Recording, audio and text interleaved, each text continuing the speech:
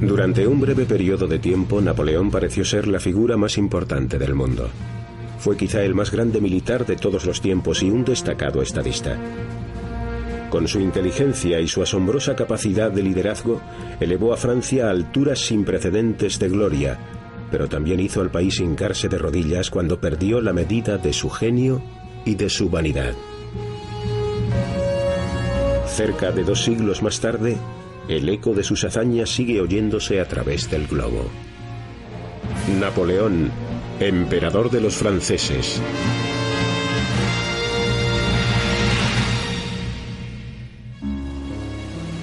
El camino de Napoleón hacia la gloria comenzó en Córcega, una isla mediterránea cerca de las costas de Francia. Los Bonaparte vivían en la ciudad portuaria de Ajaccio. Su padre, Carlo, fue un renombrado abogado descendiente de nobles italianos. Su madre, Leticia, también de noble cuna, era considerada una de las mujeres más bellas de la isla. El 15 de agosto de 1769 asistía a misa en la catedral cuando sintió los dolores del parto.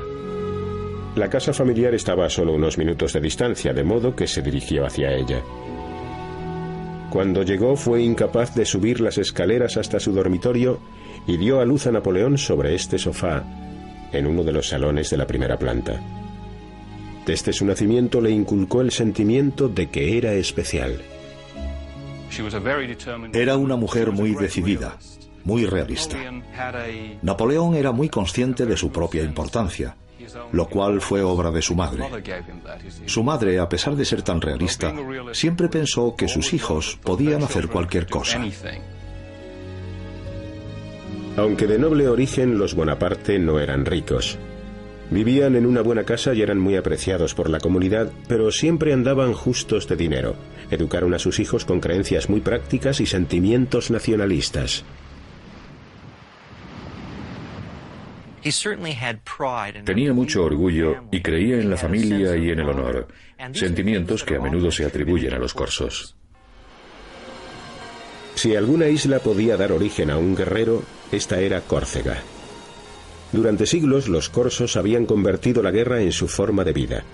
El año en que nació Napoleón, los corsos luchaban contra Francia por su independencia. De niño, Napoleón era carismático y generoso.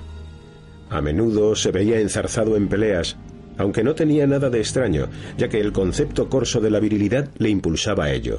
El orgullo, la venganza y el honor iban de la mano. A los 9 años, Napoleón recibió una beca para viajar a Francia y estudiar en la Academia Militar de Brienne. La idea de convertirse en soldado le fascinaba. Siempre que su madre le daba pan blanco para llevar al colegio, él se lo cambiaba por rancho militar a los soldados de la guarnición cercana, afirmando que debía acostumbrarse a él tarde o temprano. Desde su llegada a Brienne, llamó la atención por su capacidad de liderazgo. El joven sería desde el principio una gran promesa como soldado. Organizaba a sus compañeros en batallas de bolas de nieve y se colocó inmediatamente al frente de ellos. A pesar de ser de menor estatura, era siempre el más valiente y organizaba sus juegos siempre que podía. Sin embargo, también fue siempre un forastero. La escuela de Brienne atraía a jóvenes de las mejores familias de Francia. Como corso, Napoleón era considerado francés de segunda categoría, lo cual parece que estimuló sus ansias de triunfar. Tuvo siempre que ganárselo todo, hecho que fue parte de su formación de joven y una de las razones de su éxito como comandante. Probablemente no era popular ni de trato fácil. Sus calificaciones no eran muy buenas, pero a pesar de su juventud comenzaba a dar muestras de una extraordinaria inteligencia. Napoleón fue probablemente un genio. Poseía una sorprendente capacidad intelectual. Además de sus estudios militares, le interesaban la política, la filosofía. Su cerebro lo absorbía todo como una esponja. Era como si tuviera un ordenador dentro que lo asimilaba todo. Cuando lo necesitaba, recurría a él como el que va a una gran biblioteca y escoge un libro. A los 15 años, en 1784, Napoleón se trasladó a París. Continuó allí su educación en una de las academias militares más importantes de Francia, la prestigiosa École Militaire. Nada más llegar, la gente comentaba su enorme ambición. Si lo mirabas, te dabas cuenta de que era un hombre resuelto. Tenía fuego en la mirada. Y si te hablaba, te miraba a los ojos. No temía hablar contigo, aunque procedía de un entorno humilde. Parecía estar forjando ya su grandeza. Una grandeza que algún día jugaría un papel vital en el escenario mundial. Estudiaba con voracidad las vidas de grandes hombres como Alejandro Magno y Aníbal, intentando descifrar el secreto de su triunfo. Otro de los temas que estudió obsesivamente fueron las armas de fuego y se convirtió en un brillante artillero. Sabía por instinto que el uso apropiado de la artillería le permitiría dominar cualquier situación.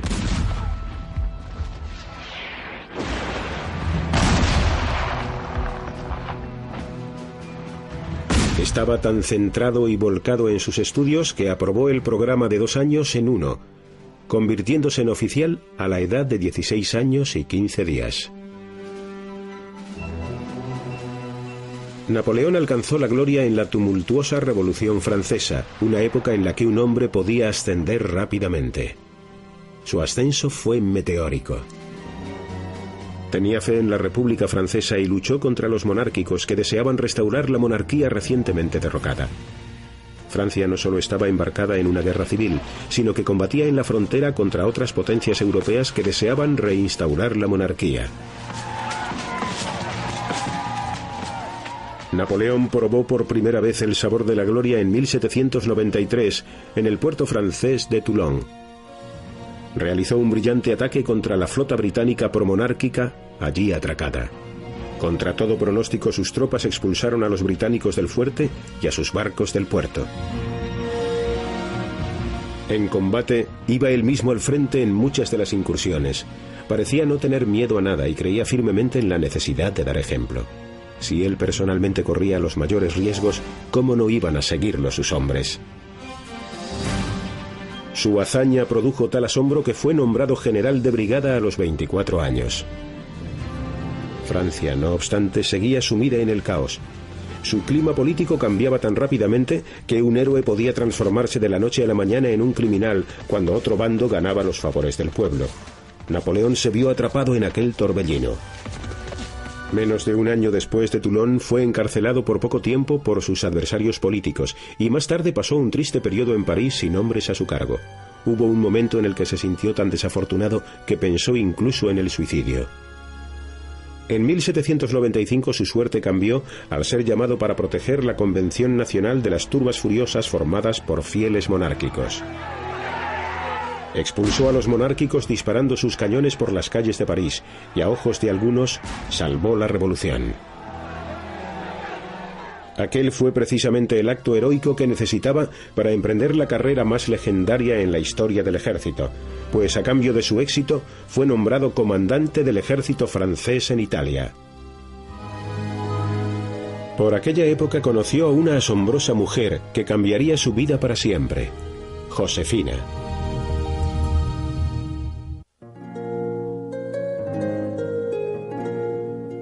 La relación amorosa entre Napoleón y Josefina de Beauharnais es uno de los romances más famosos de la historia, aunque nadie lo describiría como un cuento de hadas. Josefina era una mujer hermosa y joven, miembro de la alta sociedad parisina. Había perdido a su marido en la Revolución. Ambiciosa, inteligente y calculadora, sabía lo que quería y cómo conseguirlo.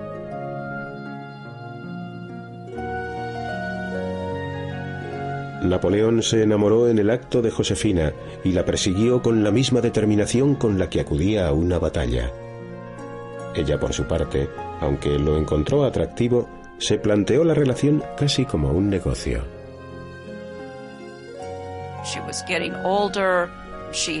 Se estaba haciendo mayor. Había mantenido romances con hombres prominentes de la sociedad parisina, pero los romances no siempre conducen al matrimonio. De modo que no estaba segura de cuáles eran sus perspectivas. No estaba segura de si aquel oficial del ejército llegaría lejos. Pero al final decidió que sería un buen compañero para ella y para sus hijos. Tras menos de un año de cortejo, se casaron el 9 de marzo de 1796. Napoleón se convertiría un día en el hombre más poderoso de la tierra. No obstante, jamás lograría dominar totalmente a Josefina. Pocos días después de su boda, Bonaparte partió para ponerse al frente de sus tropas en Italia. Francia luchaba allí contra otras potencias europeas que deseaban aún reinstaurar la monarquía. Entre sus principales enemigos se encontraban Austria y Piamonte. Hacía falta un milagro para conseguir el triunfo. Su ejército estaba formado por soldados harapientos, mal alimentados, mal pagados, pobremente equipados y con pocos oficiales. Sin embargo, él tenía tanta confianza en sí mismo que ninguno de aquellos detalles le preocupó y se puso simplemente manos a la obra. La idea de ser vencido jamás se le pasó por la imaginación. Napoleón tenía mucha fe en sí mismo y en su talento. En Italia, sacó partido de su fe y de cada uno de los cartuchos de su arsenal. Su talento para organizar las tropas, su fuerza, su persuasión, su simpatía hacia los demás, su rudeza hacia los soldados, sus arengas. Recurrió a todo lo que fue necesario para que sus hombres lo siguieran. Y su capacidad de trabajo poseía lo que ahora llamamos talento de estrella. Como eterno estudiante de estrategia militar, Napoleón utilizó su campaña en Italia para poner en práctica algunas de sus propias teorías. Al hacerlo, revolucionó el arte de la guerra. Fue algo nunca visto. Hasta entonces, la guerra había sido un juego de caballeros. Dos ejércitos se reunían en el campo de batalla y cargaban uno contra el otro hasta que uno de ellos se rendía. Napoleón no. Él no esperaba a derrotar al enemigo, lo forzaba a rendirse, dividía sus fuerzas, aplastaba a una de sus unidades y después iba a por la otra. Poco a poco, pero sin pausa, el milagro fue haciéndose realidad. Los franceses empezaron a convertir las derrotas en victorias y más tarde las victorias en conquistas. Colocándose a la cabeza de sus tropas, comenzó a tejerse un halo de invencible. Encabezaba los ataques en primera línea. Las balas silbaban a su alrededor, los hombres caían muertos o heridos a su lado, pero él salía indemne, sin un rasguño. Después de aquello, creyó contar con la bendición de un ser superior y pensó que algo grande lo aguardaba, la conquista de Europa, si no la del mundo entero. En menos de un año logró lo imposible. Sin apenas nada a su favor, venció a 4 ejércitos más numerosos que el suyo. Sin embargo, en su vida privada no se comportaba como un héroe conquistador. Estaba obsesivamente enamorado de su mujer y le preocupaba que ella no respondiera a las cartas que escribía a casa. No sabía que en París, Josefina mantenía numerosos romances. Cuando regresó a Francia convertido en uno de los mayores héroes del país, muchos pensaron que si pudo obrar milagros en Italia, podría hacer lo mismo contra el enemigo mortal de Francia, Inglaterra. El lugar que eligió para enfrentarse a los británicos fue inesperado y exótico: Egipto. Napoleón pensó que si conseguía conquistar Egipto, bloquearía las rutas comerciales británicas con Oriente Medio y la India. Su corazón de soldado le decía que no había mayor ni más exótico campo de batalla que aquella tierra ancestral. Y debido a su cultura, era consciente del legendario pasado de un país que durante miles de años había acogido a una de las más importantes civilizaciones del mundo. En julio de 1798 llegó a Egipto y tomó rápidamente Alejandría. Después, en la espectacular batalla de las pirámides cerca de El Cairo, acabó con la resistencia egipcia. Aunque fue claramente una expedición militar, para Napoleón fue también un desafío intelectual. Su curiosidad y respeto hacia aquella tierra le devoraban.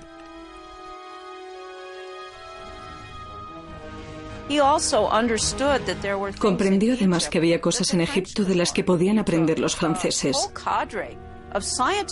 Llevó con él a un equipo de científicos. La idea era intentar comprender las ciencias, la historia egipcias. Fueron a ver las pirámides. Descubrieron la piedra Rosetta. Pero la emoción de sus fabulosos descubrimientos se vio pronto ensombrecida por las nuevas que llegaban de Europa. Napoleón supo que se había formado una nueva coalición entre Austria, Gran Bretaña y Rusia contra Francia. Decidió regresar a París. Al mismo tiempo supo de las infidelidades de Josefina. La noticia le destrozó. En una carta llena de autocompasión y sufrimiento abrió su corazón a su hermano José. Pero su infeliz matrimonio pasó del dolor a la humillación cuando el almirante británico Nelson interceptó la carta en alta mar. Fue publicada en los diarios londinenses y Napoleón se convirtió en el hazmerreír de Europa. Dolido, regresó a Francia, dispuesto a divorciarse de Josefina. Ante la amenaza de romper el matrimonio, Josefina comprendió lo importante que era para ella y le suplicó que le diera otra oportunidad. Al principio él se negó a perdonarla, pero la idea de perder contacto con sus hijos, a los que ahora quería como propios, le movió a intentar la reconciliación. Entonces se le presentó una gran oportunidad. El pueblo estaba perdiendo la fe en su gobierno. Tras años de revolución e inestabilidad social, ansiaba un líder fuerte, alguien que calmase las aguas.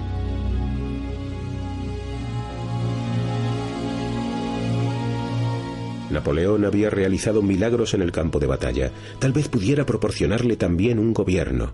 El pueblo buscaba un sable que cortase las ataduras del desorden social, y él era obviamente el indicado para empuñarlo. Formó alianzas políticas cruciales y, amenazando con el uso de la fuerza, asumió el control del gobierno en un incruento golpe de Estado el 9 de noviembre de 1799, convirtiéndose en el primer cónsul de Francia, puesto que tenía inherentes poderes casi dictatoriales. Napoleón se dispuso entonces a transformar Francia en un país nuevo, en un país que llamase la atención del mundo entero. El gobierno era el escenario en el que podía hacer realidad sus ideas. Le obsesionaba estar a la altura de aquel reto y lo superó espectacularmente. Promovió un nuevo código civil, abolió el vasallaje, alentó la tolerancia religiosa y convirtió la educación en una prioridad.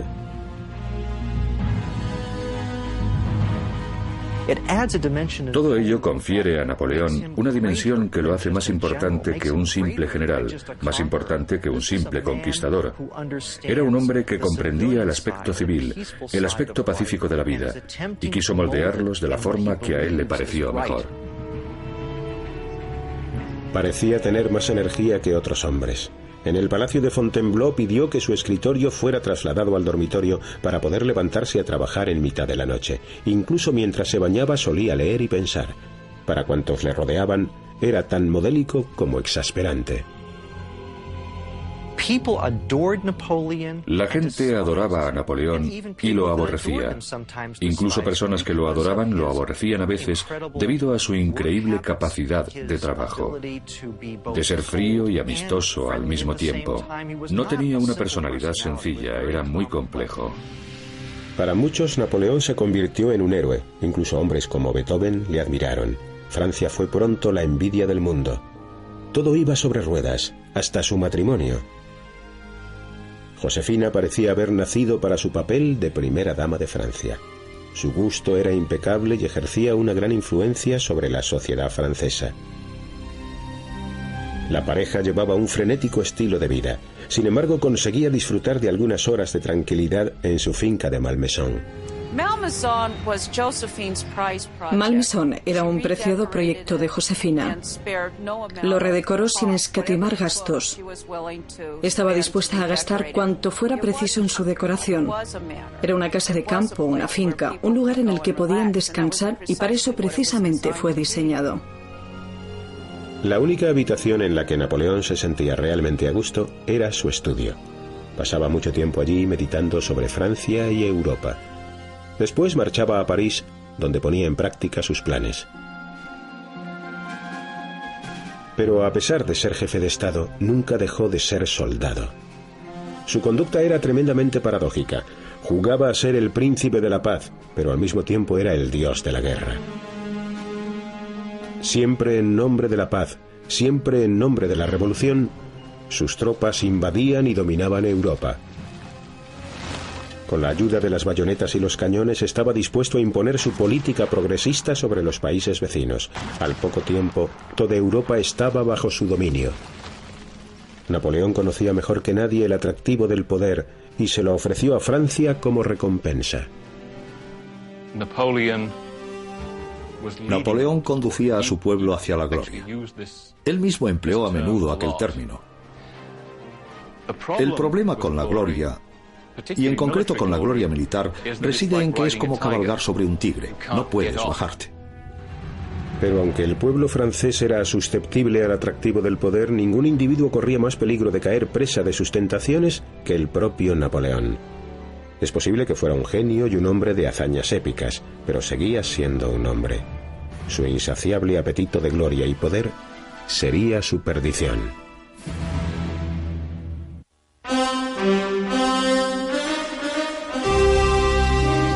Napoleón había llegado tan lejos en tan poco tiempo. En 1804 parecía tenerlo todo, pero eso no le bastaba. El 2 de diciembre de aquel año, en la Catedral de Notre Dame, en un esfuerzo por acaparar más poder aún, fue nombrado emperador de Francia. Desde hacía siglos los papas coronaban a los emperadores, pero en la ceremonia Napoleón tomó él mismo la corona y se la colocó sobre la cabeza. Aunque el pueblo francés y el Senado habían aprobado aquel nombramiento, para muchos significó una traición. No se había emprendido en parte la revolución para derrocar una monarquía, ahora él creaba otra. Muchos opinaron que su coronación supuso un momento decisivo. El hecho de que Napoleón dejase de ser un héroe para el hombre corriente y se convirtiese en un rey fue un mal agüero de lo que habría de venir. Bonaparte se había extralimitado y su ambición acabaría con él.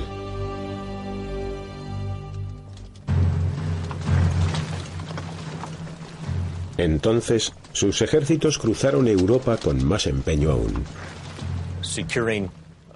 Con el control francés sobre Italia y Alemania, Napoleón lleva el ideal de libertad de la Revolución Francesa al pueblo, pero al mismo tiempo lleva sus guarniciones y sus tropas, y con el paso del tiempo, la situación se vuelve más y más insostenible. El pueblo ha de pagar impuestos para su mantenimiento, pues el ejército se niega a hacer nada gratis, de modo que con el tiempo se vuelve un precio demasiado alto, y por lo tanto, muchas de aquellas naciones estarán dispuestas cuando llegue el momento oportuno a unir sus fuerzas para librarse del yugo de los franceses.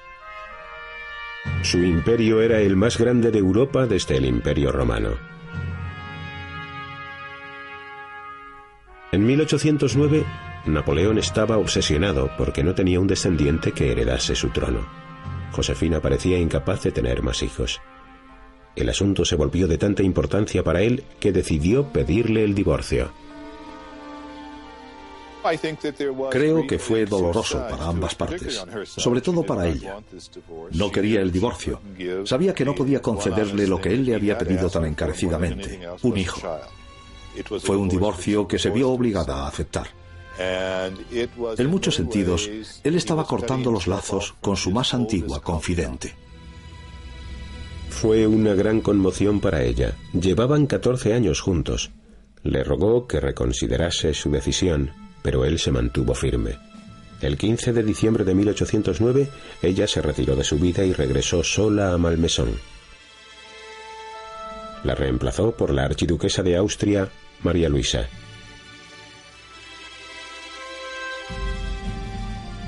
En 1811, María Luisa dio a luz a un hijo llamado también Napoleón, y al que se le concedió el título de Rey de Roma.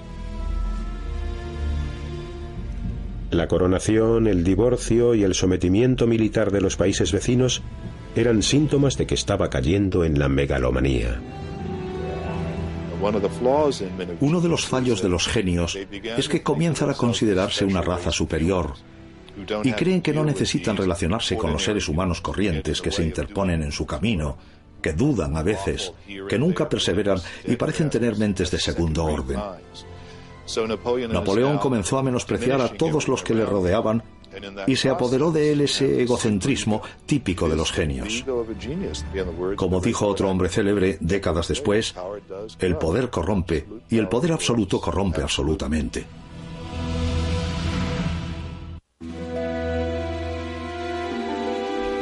Parecía que nada podía detener a Napoleón. Los ejércitos extranjeros se rendían ante su espada. Los seres queridos eran reemplazados cuando habían dejado de ser útiles. Podía enfrentarse y vencer a todo el que se pusiera en su camino.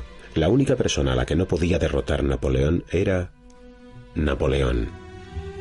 Su ruina comenzó con un grave error, el llamado sistema continental, que agravaba la eterna rivalidad y el odio entre Francia y Gran Bretaña.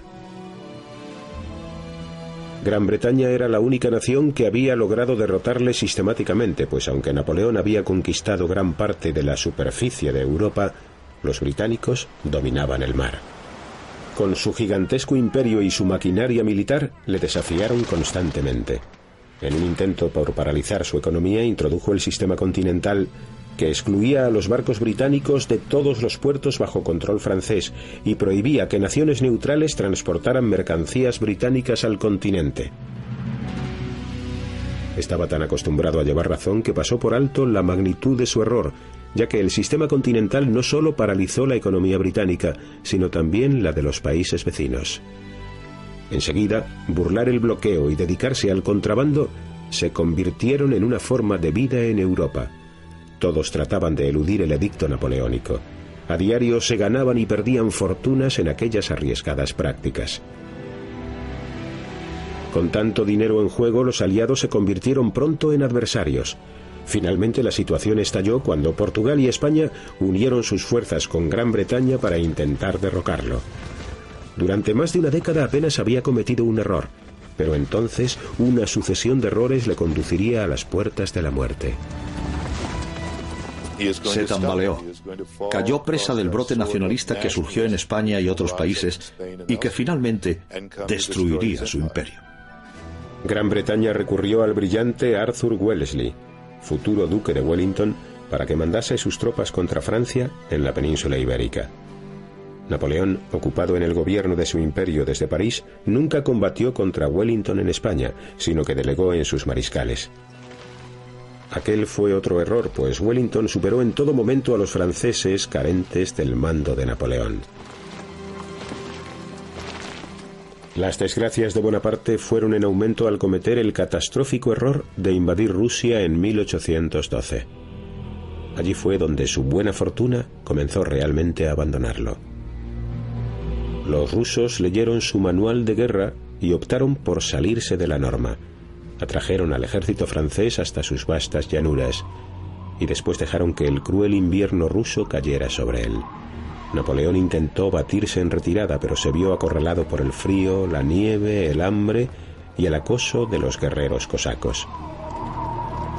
De los 600.000 hombres con los que había partido, 500.000 murieron, desertaron o cayeron prisioneros. De vuelta en Europa se encontró con más desastres. En la batalla de Leipzig, en octubre de 1813, sus enemigos dispersaron su debilitado ejército, obligándole a huir a París. Napoleón nunca había conocido semejante fracaso, pero de repente era su compañero diario.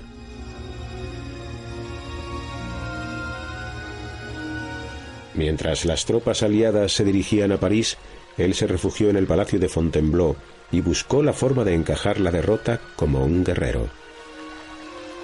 En 1812, Napoleón había pedido que le fabricaran una poción venenosa para utilizarla en caso de que le ocurriera lo peor. Finalmente, le ocurrió lo peor que podía ocurrirle, de modo que recurrió a aquel viejo veneno y lo tomó. Pero lo que pasó fue que el veneno había perdido su eficacia y solo consiguió caer muy enfermo, pero no morir. Su único recurso fue abdicar y confiar en la clemencia de sus enemigos. El 11 de abril de 1814 dejó de ser emperador y fue inmediatamente sustituido por el rey Luis XVIII. La Revolución Francesa había cerrado un círculo y tenía ahora un rey de la familia Borbón en el trono. En Fontainebleau se despidió con tristeza de sus tropas y después se dirigió a su exilio en la isla de Elba, en un remoto rincón del mar Mediterráneo. Sin embargo, aún tenía fuerzas para luchar. Según la leyenda, dijo que regresaría a Francia cuando floreciesen las violetas. Cuando llegó a Elba, no se sintió tan seguro. Su coraje se desvaneció al instante. La isla era una roca de menos de 30 kilómetros de largo y 20 de ancho, pobre e infestada de mosquitos. Si sus enemigos europeos se salían con la suya, Napoleón quedaría aislado allí para siempre. Los términos de su exilio le permitieron mantener a 1000 hombres bajo su mando y dirigir la economía de la isla. Sin embargo, su autonomía era casi simbólica, ya que estaba bajo el escrutinio constante de un comisario británico. Pocos hombres han caído tan bajo en tan poco tiempo. Recibió, no obstante, una buena noticia. En Francia, el reinado de Luis XVIII demostró enseguida ser un fracaso. El pueblo francés se había acostumbrado a las reformas de la revolución que Napoleón había instaurado. Bajo la soberanía de Luis XVIII, muchas de aquellas reformas estaban siendo revocadas. El reloj parecía estar dando marcha atrás hacia el periodo prerrevolucionario. Los antiguos odios se reavivaban, abundaban las conspiraciones y se organizaba la resistencia. Napoleón pensó que si pudiera regresar a París, sacaría partido de la situación. Menos de un año después de haber sido confinado en Elba, vio su oportunidad de escapar cuando el comisario británico abandonó la isla en un breve viaje a Italia. Con sus 1000 hombres, Napoleón se puso al mando de 7 pequeños barcos, con rumbo a Francia. Cumplió su palabra. Las violetas estaban floreciendo en su madre patria. En muchos sentidos, la aventura pareció una vuelta a sus primeros días. Volvía a vivir como un soldado. Sin embargo, albergaba muchas dudas sobre cómo sería acogido en Francia y de su capacidad para enfrentarse a Luis XVIII.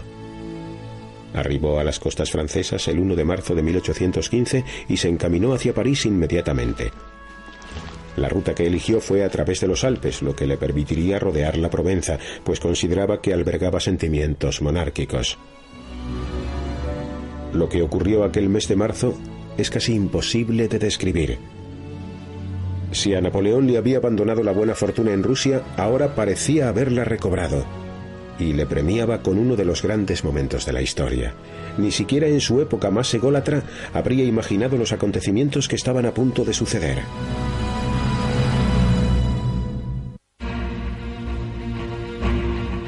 La primavera florecía en los Alpes mientras Napoleón marchaba hacia París. A lo largo del camino empezaban a aparecer gentes entusiastas. Pronto muchos hombres se ofrecieron voluntarios para acompañarle. La nostalgia de los campesinos, la Francia de los artesanos, de la burguesía, volvía a luchar por la libertad, la igualdad y la fraternidad. En París, Luis XVIII se quedó boquiabierto al saber que Napoleón había regresado. Al principio pensó que se había vuelto loco. No obstante, envió a sus tropas a recibirlo. Pero Napoleón estaba ganando terreno rápidamente. Mientras cruzaba las montañas se fueron ofreciendo más voluntarios. En lo alto de los Alpes, el techo de Europa, se encontró finalmente con las tropas que Luis XVIII había enviado para detenerle. En una escena propia de Shakespeare, Napoleón llevó a cabo una de las mejores interpretaciones de su vida. Desarmado, se acercó al ejército del rey y lo arengó. Los soldados que habían sido enviados para hacerle frente no pudieron resistirse a su carisma. Se colocó delante de ellos solo y les dijo: si sois capaces de disparar a vuestro emperador, hacedlo. Nadie lo hizo, a nadie se le ocurrió siquiera. Le juraron fidelidad y engrosaron sus filas. Todos los enviados para detenerlo se rindieron ante él. Continuó hacia París. Luis XVIII envió más tropas, pero también cayeron bajo el influjo mágico de Bonaparte.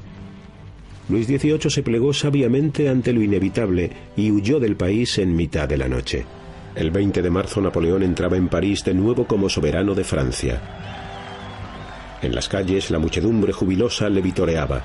Para algunos fue como si hubiera regresado de entre los muertos. Había realizado un milagro: reconquistar el país sin derramar una gota de sangre francesa. Inmediatamente después de su regreso dio muestras de su actitud pacífica a los países vecinos, pero no le creyeron. Por toda Europa se armaba un ejército aliado formado por 1 millón de hombres que marcharía hasta Francia y acabaría con Napoleón Bonaparte para siempre. El próximo paso de Napoleón estaba claro. Su única esperanza era formar su propio ejército antes que ellos y conseguir una victoria decisiva antes de que sus vecinos se pudieran organizar. La suerte seguía de su lado. En menos de 3 meses logró el milagro de formar un ejército, mientras los aliados aún estaban empezando a organizarse.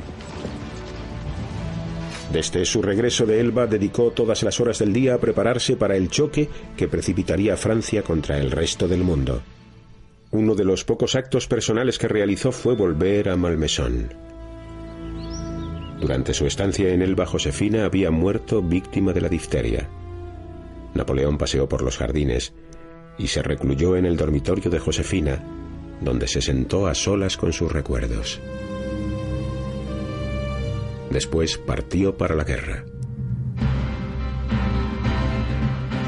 Los espías de Napoleón le informaron de que en la vecina Bélgica se estaban congregando los ejércitos de Gran Bretaña, Prusia y Bélgica para la próxima invasión de Francia. Era su oportunidad. Si conseguía derrotar a aquellas grandes potencias, quizá el resto de Europa se replantearía sus planes de invasión. Pero debía actuar en el acto, antes de que se hicieran fuertes. Con la velocidad del rayo, sus tropas entraron en Bélgica secretamente bajo el manto de la noche. El ejército británico en Bélgica contaba con 100.000 hombres y el prusiano con 110.000. Combinados podían vencer fácilmente a los 125.000 hombres de Napoleón. Pero en aquel momento, ambos ejércitos aliados estaban separados por decenas de kilómetros. Bonaparte pensó confiado que podría atacar a un ejército, vencerlo y después plantar cara al segundo y derrotarlo.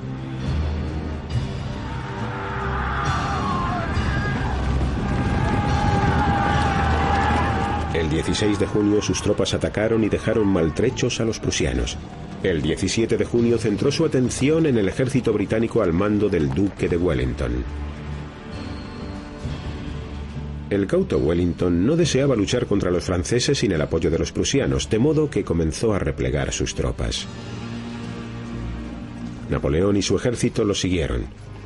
Si los franceses hubieran dado alcance a los británicos el 17 de junio, es probable que los hubieran vencido, pero Wellington tuvo un gran golpe de suerte cuando se abrieron los cielos y cayó una de las tormentas más famosas de la historia de la guerra. Las fuertes lluvias hicieron intransitables todas las carreteras debido al barro y postergaron la batalla al día 18. Pero lo que es más importante aún, dieron tiempo a Wellington para trasladarse a un terreno que le concediera una posición privilegiada. El campo de batalla que eligió se encontraba cerca de un pueblo llamado Waterloo.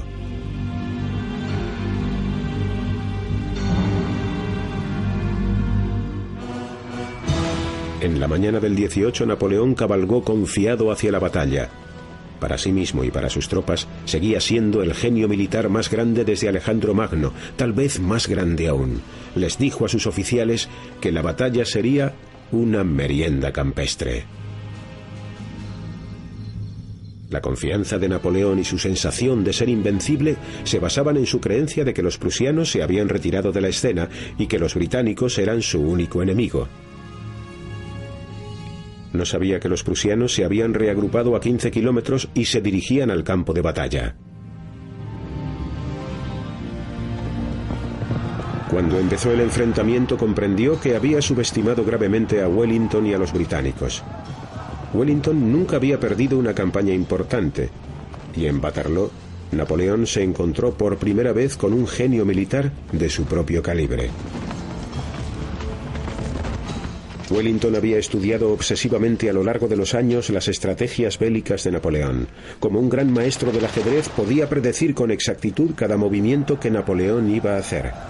Sabía que los franceses querían dividir a sus tropas y rendirlas, pero él no lo permitiría.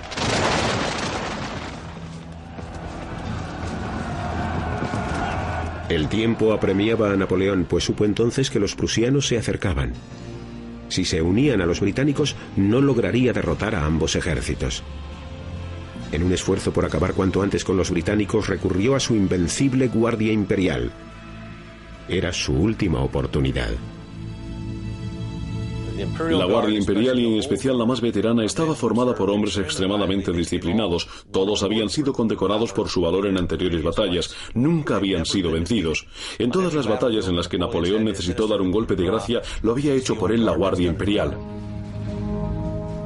A las 7 de la tarde encabezó personalmente a su guardia en una última incursión. Lideró personalmente a la Guardia hasta que sus oficiales lo convencieron de que no debía correr riesgos, diciéndole que, aunque ganaran la batalla, si él moría, toda su lucha habría sido en vano.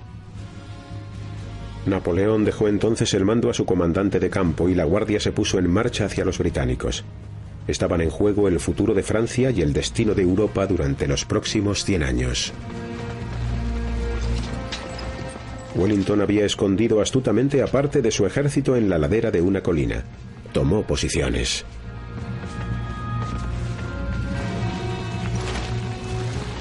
La poderosa Guardia Imperial francesa se acercaba. Cuando la Guardia estuvo a su alcance, Wellington dio orden de abrir fuego.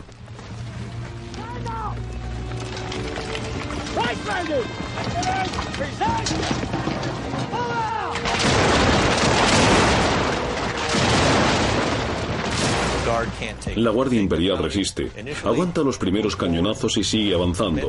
Su disciplina es asombrosa. Son las mejores tropas de Napoleón, pero llega un momento en que es demasiado. La Guardia comenzó a batirse en retirada. El pánico hizo enseguida mella en los demás soldados franceses. Su moral se vino abajo y el ejército entero empezó a disgregarse. Aquello fue seguido de una carga de la infantería británica. El toque mágico de Napoleón había desaparecido finalmente. Superados en estrategia, en armamento y en oficiales, los franceses rompieron filas y huyeron. En aquel momento llegó el ejército prusiano e invadió el campo de batalla. Napoleón comprendió que no había esperanza. Bajo la protección de su guardia abandonó el lugar y se encaminó hacia París.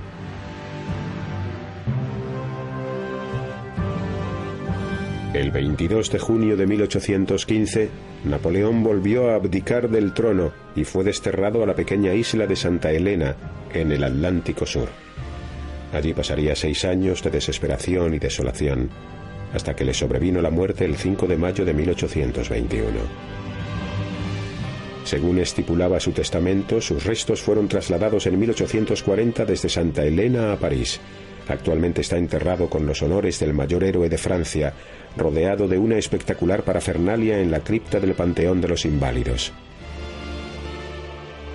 Continúa siendo uno de los personajes más controvertidos de la historia. En vida se convirtió en una leyenda. Tras su muerte, se elevó a la altura de un mito.